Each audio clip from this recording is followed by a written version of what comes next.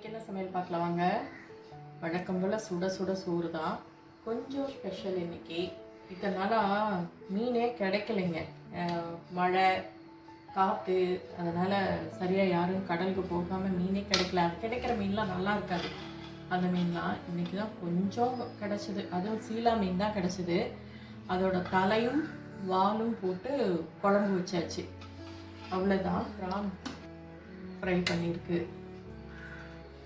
சீலா மீன் வந்து வறுவலும் வச்சுருக்கு. இவ்வளோதான். இது கூட ரசம் இருக்குது.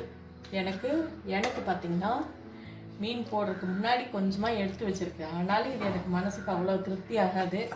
ரசம் இருக்குது, தயிர் இருக்குது, அவ்வளோதான். சாப்பிட்டுக்க வேண்டியது தான். அவ்வளோதான். இந்த வீடியோ உங்களுக்கு பிடிச்சிருந்துச்சின்னா லைக் பண்ணுங்கள், ஷேர் பண்ணுங்கள், கமெண்ட் பண்ணுங்கள். புதுசாக பார்க்குறீங்கன்னா சப்ஸ்கிரைப் பண்ணுங்கள். எனக்கு என்ன ஒரு ஆச்சரியமாக இருக்கிறதுன்னா, பொருளை வாங்கினாலும் இல்லை ஒன்றுமே நான் செய்யலைனாலும் அதுக்கு வியூஸ் ஜாஸ்தியாக போகுது. நான் வகை வகையாக செஞ்சு போடும்போது பார்த்திங்கன்னா வியூஸ் ரொம்ப கம்மியாக இருக்குது. அது ஏன்னு எனக்கு புரியவே மாட்டேங்குது. ஓகே, தேங்க்ஸ் ஃபார் வாட்சிங். பாய்.